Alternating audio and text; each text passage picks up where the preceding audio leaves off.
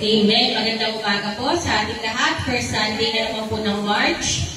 At ngayon po ay mag-aaral tayo sa libro ni, ito po ang title natin, Put God First. A Call to Build the House of the Lord. So ito po yung first chapter ng libro ni Propeta Hagay.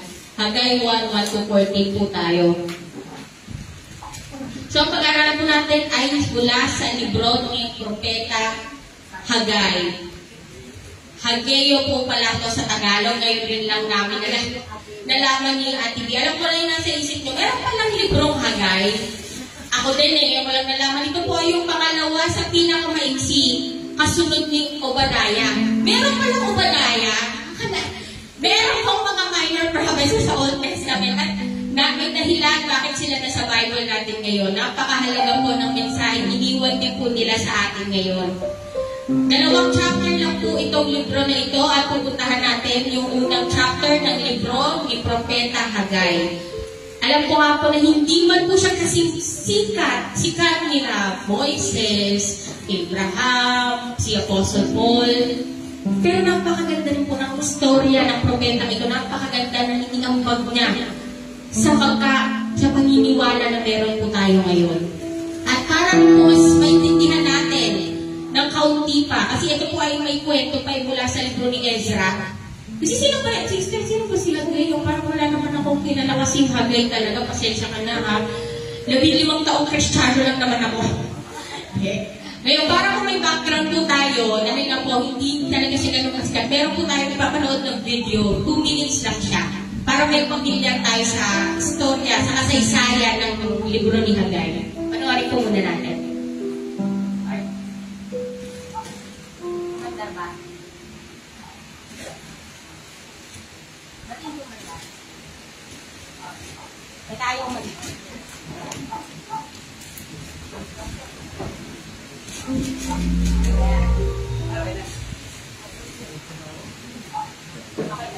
Ang aklat ng propetang si Hagay. Isa ito sa maliliit na aklat sa mga propeta.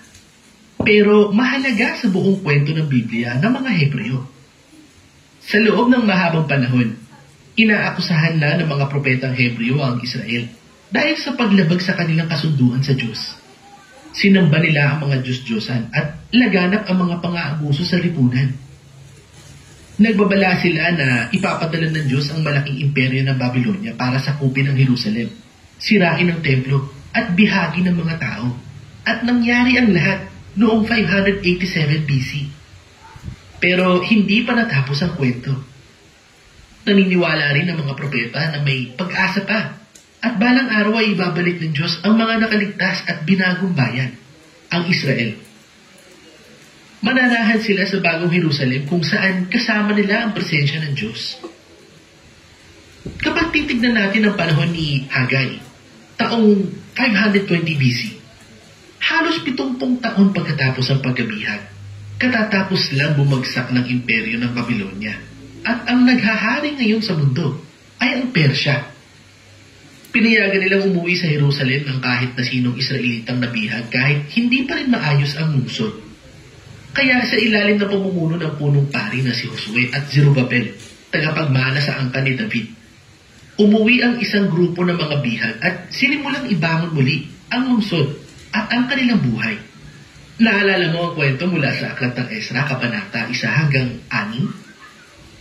Kaya ang lakas ng pag-asa natin at parang napakaliwanag ng hinaharap. Pero ang totoo, hindi. Ito ang pananaw ni Hagay.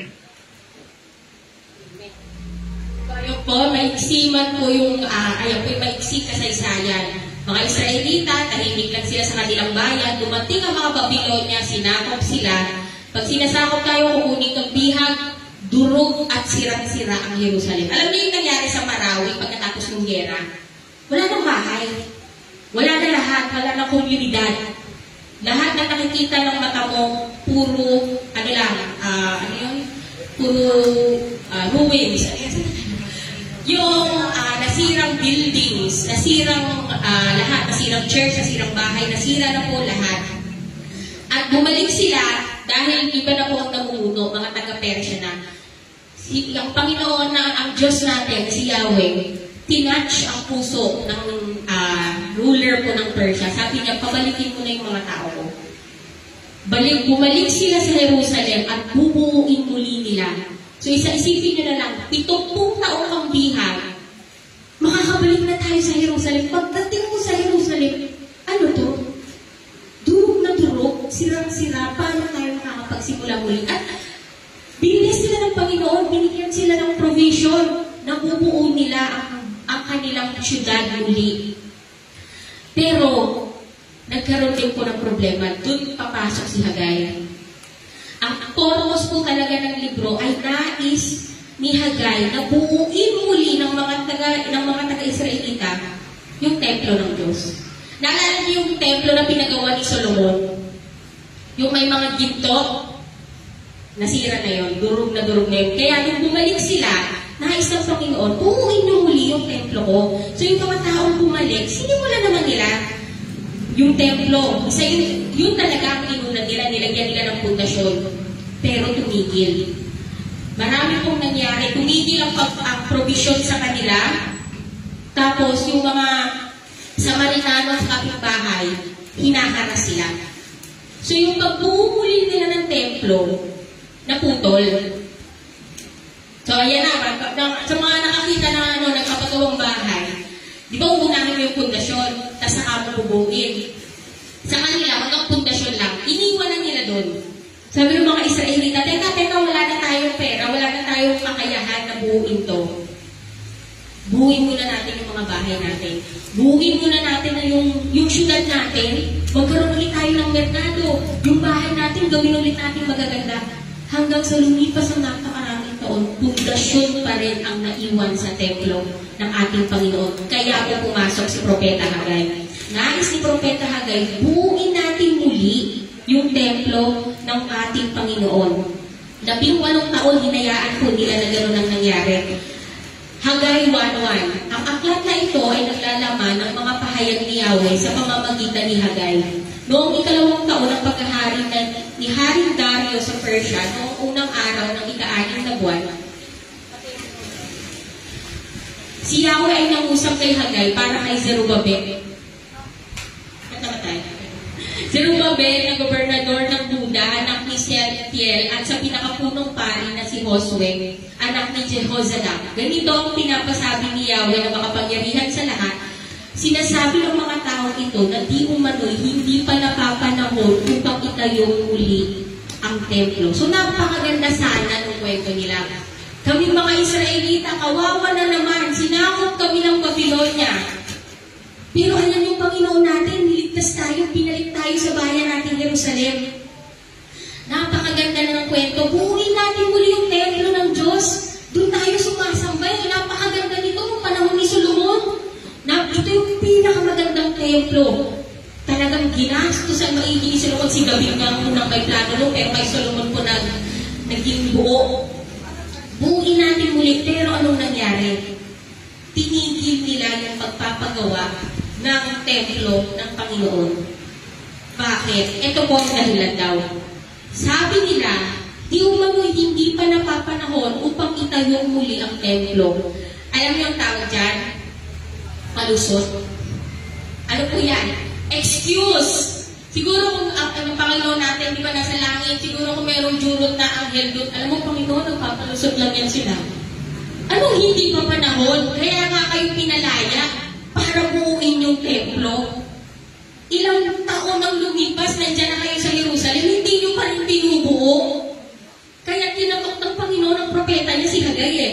Sabi ng Panginoon, Hagay, sabihan mo na sila, buuin na nila yung templo ko. Ang mga Israelita, ang mga tao ko, kayo ang mga anak ko. Pero anong sasabihin ng ibang bayan, wala kayong templo pang samba sa akin. Pero yung mga bahay mo, gaganda. Ito po yung summary po ng kwento ng mensahe na nais ni parating ni Hagay sa kanila. Ang mga tao po, hindi pinrioritize ang pagbuo sa templo ng Panginoon. Kung ako at ikaw po ay merong inuutos ang Panginoon at may nais na ipagawa sa inyo at hindi mo i-prioritize, ipapatawag po tayo ng ating Panginoon. Magsasalita po siya sa atin. At dito po sa mga Israelita, dumating po ito bilang babala. Yung templo na sentro kung saan dapat nilang sambahin ang kanilang nag-iisang Diyos na pinalaya sila, hindi pa rin makita. Pero yung bahay nila, napakagaganda. So, binuo nila yung mga bahay nila. Pero yung templo ng Panginoon, hindi nila magawa. So, ang istorya po ito ng mga Israelita, hindi po ito istorya ng mga anak ng Diyos na nagrebelde. Hindi. Tanungin mo sila nung panahon na yung Diyos nila si Yahweh. Kilala nila si Yahweh na pinalaya sila. Hindi rin po ito istorya ng ang mga Israelita ay naging kalaban ng Diyos. Dahil hindi po totoo yun. Ito lang po ang istorya ng mga Israelita na hindi inuna ang Diyos. Sila'y mga anak pa rin po ng Diyos. Sila'y mahal ng Panginoon. Sila ang bayan ng Panginoon. Pero anong nangyari? Yung puso po nila'y nag-iba. Hindi naman sila naging kaaway. Hindi sila naging masama na, ay, ibang Diyos na isasambahin natin. Tara guys, may ibang templo tayong ibuo. Hindi. Wala silang ibang templong binuo. Ganun pa rin yung si Yahweh pa rin ang Diyos nila.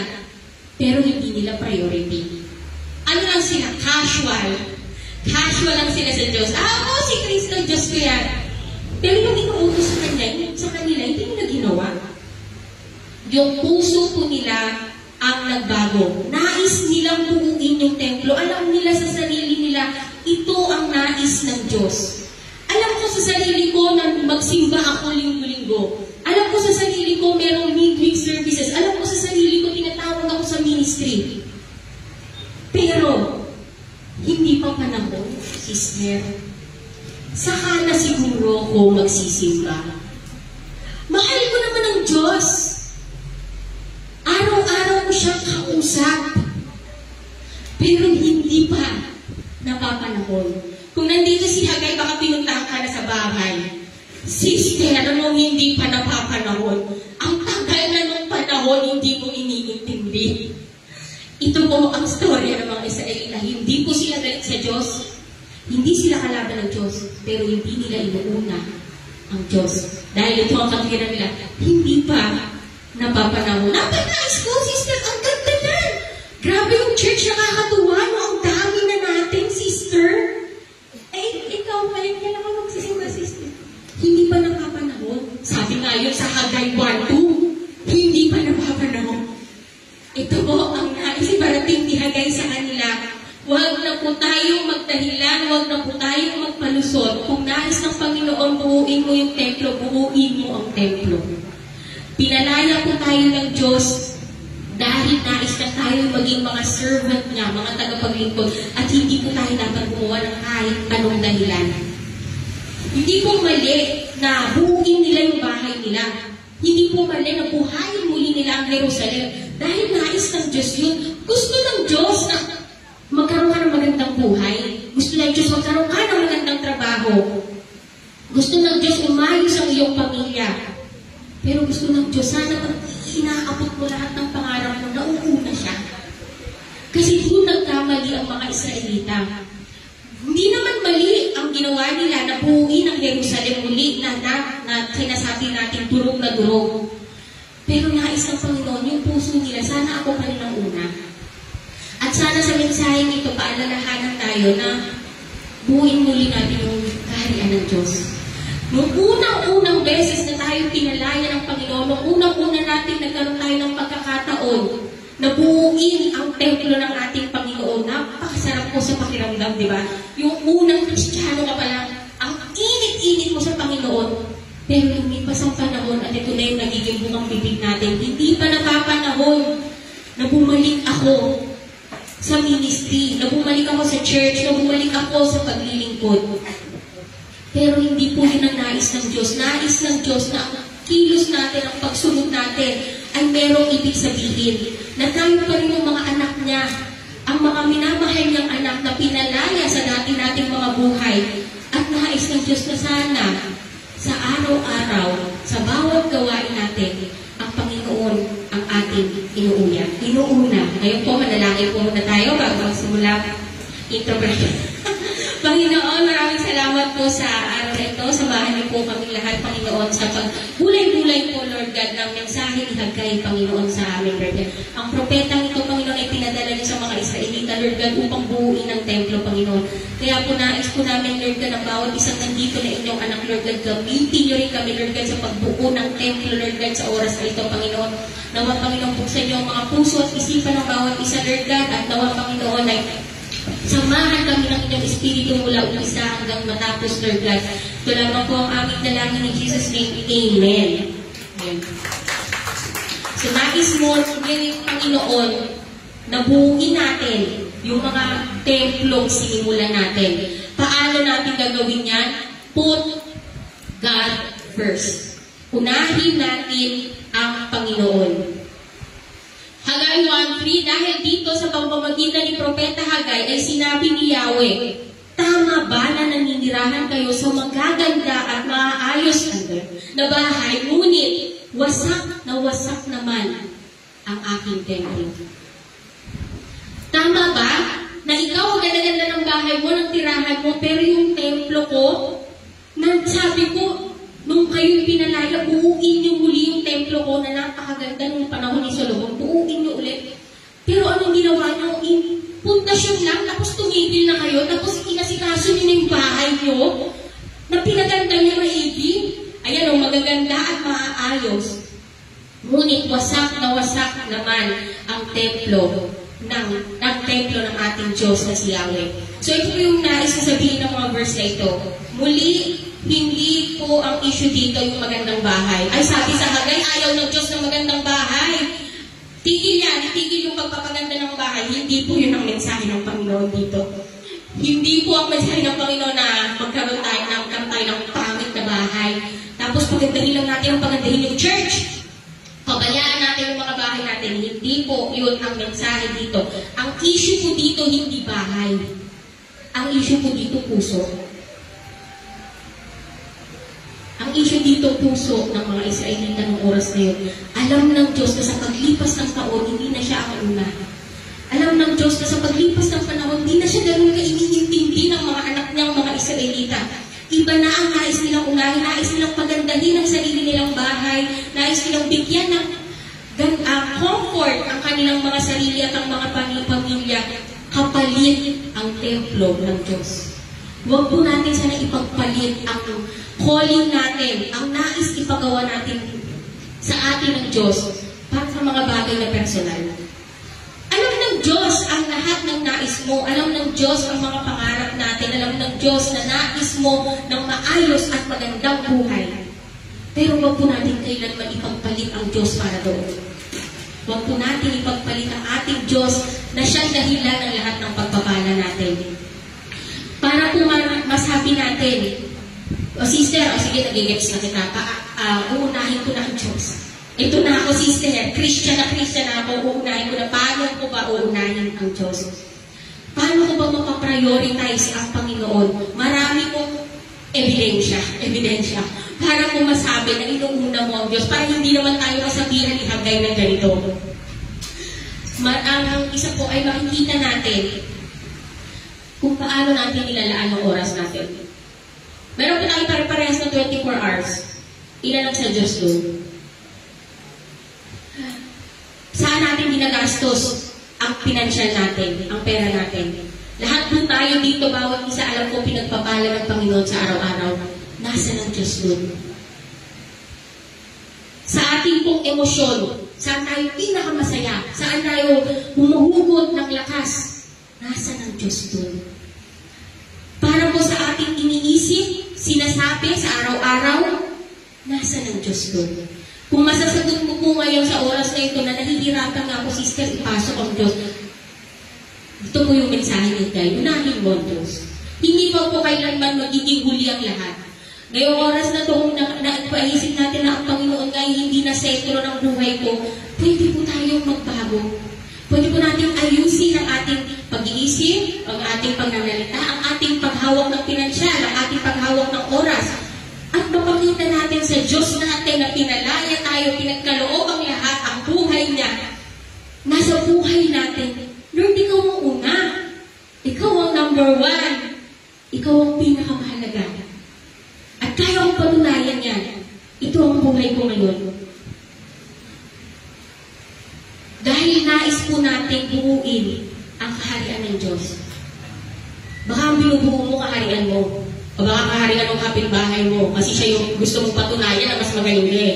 Baka ang binubuo mo kung anong kaharian man yan. Nandito po tayo bilang mga Kristiyano dahil nais natin at dapat natin buuin ang kaharian ng Diyos. Sapagkat ano ba ang mapapala ng isang tao, makamtan man niya ang buong daigdig, ngunit mapahamak naman ang kanyang sarili. Ang Panginoon po ang dapat na nasa sentro ng ating buhay, na sa lahat ng ginagawa natin, nawa makita ang pagsamba natin sa Panginoon. Makita ang nais natin na ang mabigay natin ay ang kagalakan sa Kanya. Mapakita natin sa buong mundo na tayo yung mga anak ng Diyos. Hindi yung 12 taon mo ng kapitbahay mo, tapos assistant sa ka pumunta mag-church. Asa ka nag-church? Doon sa Divine? Christian ka ba na? Hindi ko alam. Akala ko nga wala kang Diyos eh. Huwag yanong aabot sa ganong punto na hindi mo malalaman ng mga tao sa paligid natin. Christian ka pala, no? Akalain ko yun. Hindi ko alam talaga, sister, kung hindi mo sinabi sa akin ngayon. Huwag po gano'n, nais ng Panginoon na siya po ang una sa atin, na sa lahat ng kinikilos natin, sa lahat ng sasalitain natin, nais na ang Diyos na magbigyan siya ng kaluwalhatian.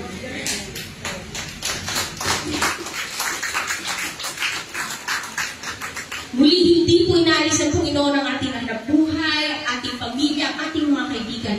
Nais lang ng Panginoon na sa lahat ng gawin natin, una po siya sa ating puso. Hindi ba ninyo napapansin, sabi muli ni Hagay, ang mga nangyayari sa inyo? Marami na kayong naihasik, ngunit konti lang ang inyong ani. May pagkain nga kayo, kakaunti naman, at hindi kayo makabusog.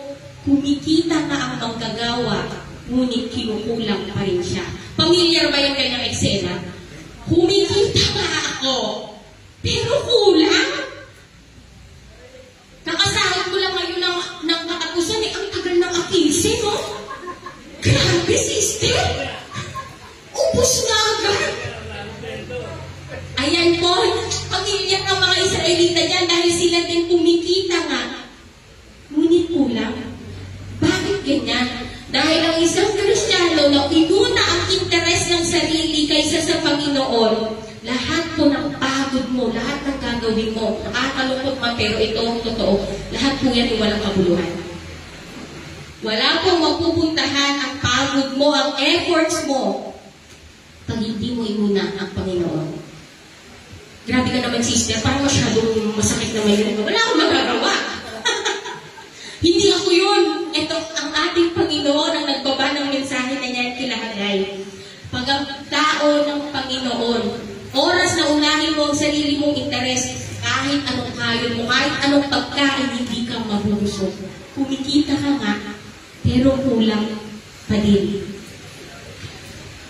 Meron pang ang Panginoon pa ay may pahabol pa na umasa kayong aani ng masagana, ngunit kayo'y nabigo. Yung kaunting ani na inuwi ninyo ay aking pang-isinambulan. Ginawa ko yan sa inyo sapagkat abala kayo sa pagpapaganda ng inyong mga bahay, samantalang ang templo na aking tahanan ay pinababayaan ninyong wasak. Iyan ang dahilan kaya kahit hamog ay hindi kayo napapatakan at ang inyong mga pananim ay hindi lumalago. Matinding tagtuyot ang ipararanas ko sa buong lupain, sa mga kabukiran at kapurulan, sa mga inaning butil, sa mga bagong alak, sa lahat ng ani, sa lahat ng tao at sa hayop, at sa lahat ng pinagpaguran ninyo. Tinawag po ng Panginoon ang atensyon ng mga Israelita. Sabi niya, kahit anong gawin ninyo, hindi kayo magpa-prosper. Hindi magbabago ang inyong kabuhayan. Dahil ginagawa nyo ang lahat ng ito ng mag-isa. Inalis nila ako eh. Hindi nyo na akong inuna. Kaya kahit anong pagtatrabaho ng mga Israelita, hindi sila magbubunga. Nais ng Panginoon na unahin natin ang kanyang kapakanan. Alahin natin ang kaharian ng ating Panginoon. Nais ng Panginoon sabihin sa mga Israelita, baguhin nyo yung puso nyo. Baguhin nyo yung puso nyo. Nais ng Panginoon sabihin sa kanila ang katotohanan ito. Ang pinakamagandang buhay na makukuha natin ay ang buhay na inuuna ang Diyos. Wala na pong iba. Yun ang nais iparating ng ating Panginoon na pag inuna niyo ako, lahat naman susunod. Higit sa lahat ay bigyang halaga ninyo ang kaharian ng Diyos at ang pamumuhay ng ayon sa kanyang kalooban. At ibibigay na sa inyo ang lahat ng bagay. Ibibigay ko sa lahat yan. Pero unahin mo ko. Ako ang iyong Diyos, ako ang iyong Panginoon. Mapakita natin sa ating Panginoon yun. Hindi po tayo naging kaaway ng ating Panginoon tulad ng mga Israelita. Hindi tayo nagre-rebelde sa ating Diyos. Siya pa rin ang kinikilala natin. Pero anong nangyari? Yung puso po yung nagbago. Yung puso po ang nagbago sa mga Israelita. Kaya ngayong oras na ito, ang pinapaalala sa ating ni Hagay, put God first. Unahin natin ang Diyos. Wala pong mawawala pag inuna mo ang Diyos, pero lahat makukuha natin pag inuna natin ang Diyos. Sa pangalawang puntos po, obey God. So, huling puntos natin ay ng obeying God. Pag ang mga tao ng Panginoon ay inuna siya, nagsisi, inuna ang Panginoon at binuo muli ang kanyang kaharian, mararanasan natin ang presensya ng ating Panginoon. Nalungin siya, kaya sa pamamagitan ni Propeta Hagay, kasi sinulat yung mga Israelita, di narinig nila yung paninermon sa kanila ni Propeta Hagay. Sabi nila, isip sila, teka, tama nga ito ah. Hindi lumaayos ang buhay natin. Unahin na natin yung templo ng Diyos. Tigil-tigilan natin yan. Oy, system, yung terrace mo, mamaya na yung terrace mo, yung kusina mo, kakarenovate mo lang, tapos na yan. Unahin na natin yung templo ng Diyos. Halika na, ayusin na natin. So, ginawa nila. Binuo po nila muli ang templo ng Panginoon. At ito nalugod sa kanila. Kaya sabi ng Diyos, nangangako ako, kayo'y aking papatubayan. Sa English, I am with you, declares the Lord. Napakaganda po. Hindi po tayo mahihirapan ng Panginoon oras na tayo paalalahanan, tapikin ng Diyos na hindi na ako ang inuuna mo. Pero oras na bumalik tayo at pakita natin sa Panginoon muli na siya ang inuuna natin, ito lang po yung mensahe niya. I am with you, declares the Lord. Nasa sayo na ako ulit. Kung sumunod po ang mga leader nila, noong oras na ito, lahat ng mga tao noon ay sumunod sa pagbuo muli ng templo. At sinabi nga ng Panginoon, I am with you. So tayo, alam ko ba kung isa dito nais na magkaroon ng pagsunod sa ating Panginoon? Kristiyano ka kailangan nating sumunod sa Diyos. Pero paano mo malalaman na ikaw nga talaga ay sumusunod sa ating Panginoon? Dito, kailangan maramdaman mo na kasama mo Diyos. Tulad po ng natin, alam natin na hindi po lahat ng active sa isang ministry, active sa mga gawain ng isang simbahan, isinasamahan ng Diyos. Dapat po sa pagsunod natin, nakasisiguro tayo na kasama natin ang Diyos. Pag naramdaman mo na malayo ang Diyos kahit na sumusunod ka, mali pa rin po yung priority mo. Mali pa rin yung puso mo. Itangak po natin ang ating mga puso. Kailangan maramdaman natin na sabihin sa atin ng Panginoon, nangangako ako, patutubayan kita. I am with you, declares the Lord. Na pag tayo po ay nagsimula ng sunod sa Panginoon, mararamdaman natin yung presensya niya. Imposible hindi. Dahil pag hindi ka, wala. Hindi mo siya sinusunod, brother. Sorry, pero hindi mo siya sinusunod. Pag hindi mo siya naramdaman, kailangan maramdaman mo ang presensya ng ating Panginoon. Verse 14, simula nga noon, si Yahweh ang nagbigay ng lakas ng loob sa lahat ng nagtatrabaho upang muling itayo ang templo. Hindi lamang ni Zerubabel na gobernador ng Huda at ni Josue na pinakapunong pari, kundi ng buong sambayan ng lumaya at nagsibak mula sa pagkabihag. Sama-sama at tulong-tulong nilang sinimula ng muling pagtatayo ng templo ni Yahweh na makapangyarihan sa lahat ang kanilang Diyos. Noong oras na sumunod po ang mga tao, ang kanyang mga Israelita sa kanilang Diyos, ayan, si Zerubabel at si Josue, namuna po, pero ang mga tao sumunod. Noong oras na silang sumunod, sino ang nagbigay sa kanila ng lakas? Si Yahweh ang nagbigay ng lakas ng loob sa lahat. Pag po tayo sumunod, pagka Panginoon may sinabi sa iyo, may inutos sa iyo at nais mong sumunod, hindi ka mamumroblema. Paano? Ang Panginoon ang magbibigay sa iyo ng lakas.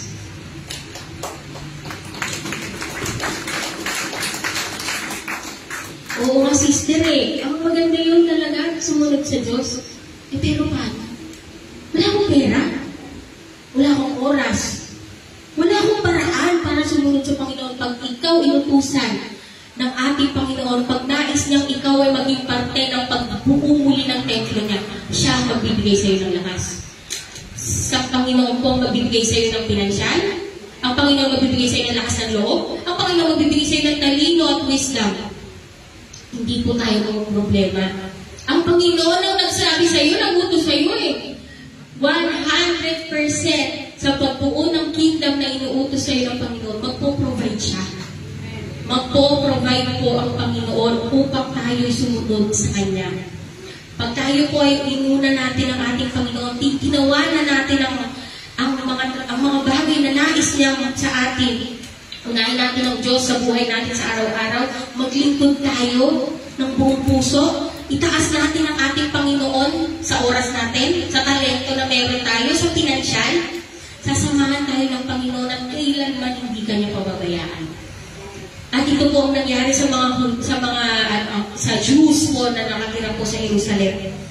Noong oras na ito, ang nais ng Panginoon, buuin niya yung templo po. At nangyari na. Nag-provide ng Panginoon ng lakas, nag-provide ng Panginoon ng resources para mabuo ang templo ng ating Diyos. Bakit ba nais ng Diyos na mabuo yung templo niya noong panahon na ito? Siyempre, para siya ay maitaas. Para mapakita ang kanyang kaluwalhatian, para sa mga karatig bayan, makita ang kaluwalhatian ng ating Panginoon. Ganun din po dapat tayo na sa lahat dapat ng ating gagawin, makita sana ng mga karatig tao na ang Diyos natin ang ating Panginoon. Yung mga iniisip natin, sinasabi natin, lahat po ay magbibigay ng kaluhuran sa ating Panginoon. Ano kayo mga problema? Kung hindi mo alam, sister, talaga doon sa lugar namin, ang hirap, sister. Talagang hindi mo kayang isingit si Jesus doon. Ang Panginoon ang magbibigay sa iyo ng lakas, ang Panginoon magbibigay sa iyo ng paraan, ang Panginoon magbibigay sa iyo ng wisdom para sumunod ka. Lahat ng dahilan na maiisip mo, lahat po yan kayang solusyonan at magbigay sa iyo ng ating Panginoon. Dahil ang nais naman ng Panginoon, sumunod tayo at mabigyan siya ng kaluhuran. Kaya kung kayo man ay kumakain, umiinom, ano man ang inyong ginagawa, gawin ninyo ang lahat sa ikaluluhati ng Diyos.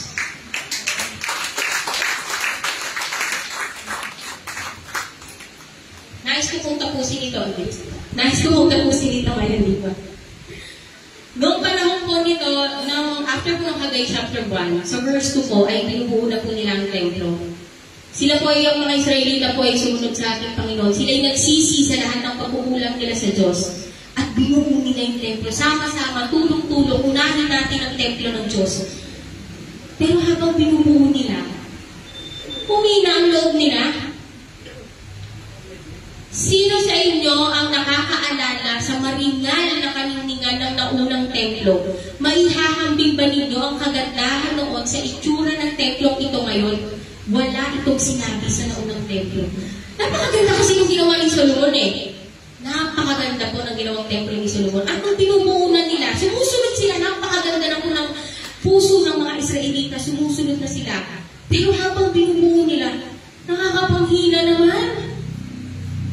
Bakit hindi ganun kaganda? Napakaganda nung una nating templo. Naalala niyo yun? Ginto talaga. Ultimo banyo. Ganda. Pero ba't nung binubuo natin ang pangit? Hindi ganun kaganda.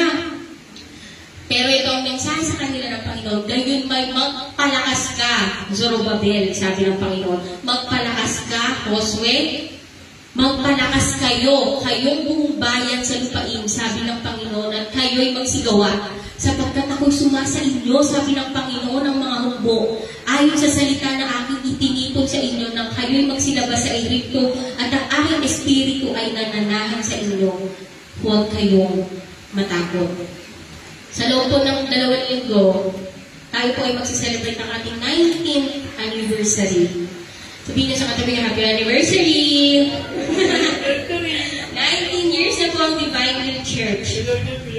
At sana ito po yung maging mensahe ng ating Panginoon sa atin. 19 years. Magpalakas ka, magpalakas ka, magpalakas kayo.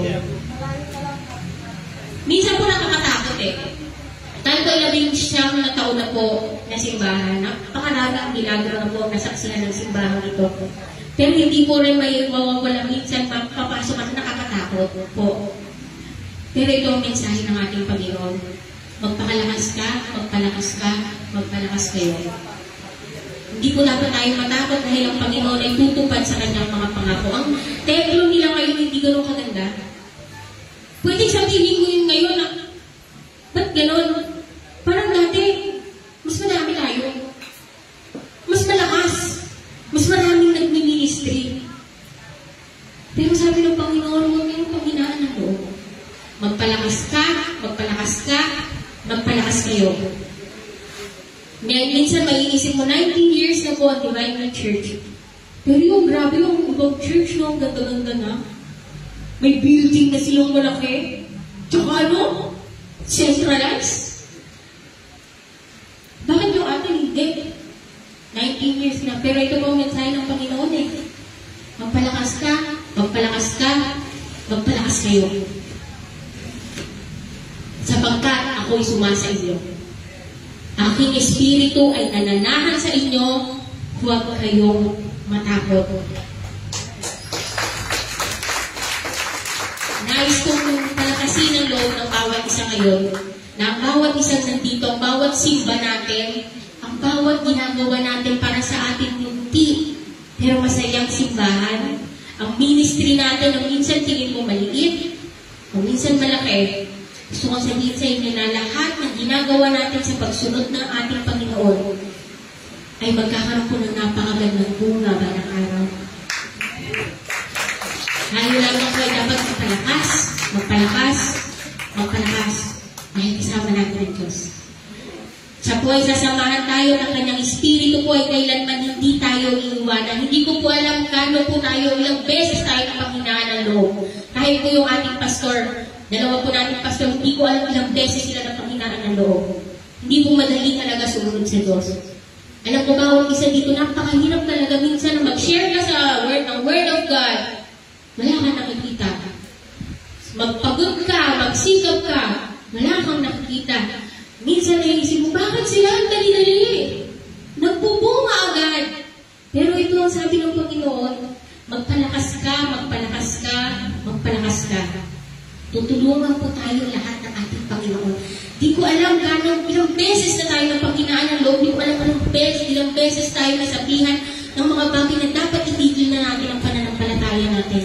Pero 19 na taon na magpapatuloy pa rin tayo. Dahil ang Panginoon po ay sumasa atin.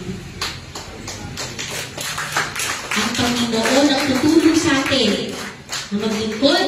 Ang Panginoon ang tutulong sa atin na magmahal ng kapwa natin ng buong puso, buong kaluluwa. At ang Panginoon ang tutulong sa atin na tumulong sa lahat ng dapat nating tulungan, maglingkod sa dapat nating paglingkuran, na hindi mapagod kung kailan kailangan tayo ng ating Panginoon sa kanyang pagbubuo ng kaharian. Ang Panginoon po ang tutulong sa atin na maibahagi ang salita niya. Ang Panginoon po ang tutulong sa atin na magpalakas tayo upang maiparating sa lahat ng tao yung napakagandang mensahe ng ating Panginoon. Hindi na magtatagal at yayanikin po ang langit at ang daigdig, ang lupa at ang dagat. Ito po ang sabi ng Panginoon. Yayanikin po ang mga bansa at dadalhin ko dito ang kanilang kayamanan. Ang templong ito ay mapupuno ng kanilang kayamanan sapagkat ang lahat ng pilak at ginto sa buong daigdig ay akin. Dahil dito ang bagong templo ay magiging higit na maganda kaysa doon sa nauna. Ang bagong templong ito ay mahahayag ang kasaganaan at katiwasayang ipagkakaloob ko sa aking sambayanan. Ganito ang sabi ni Yahweh ng mapangyarihan sa lahat. Yung templo binuo ko ng mga Israelita, hindi man po ganun kaganda ng templo na binuo ni Solomon. Pero sabi ng Diyos, nilipas ang Panginoon ang taon at ako ninyong Panginoon, pupunuin ito ng kayamanan. Pupunuin ko ito ng tagumpay. Pupunuin ko kayo ng milagro.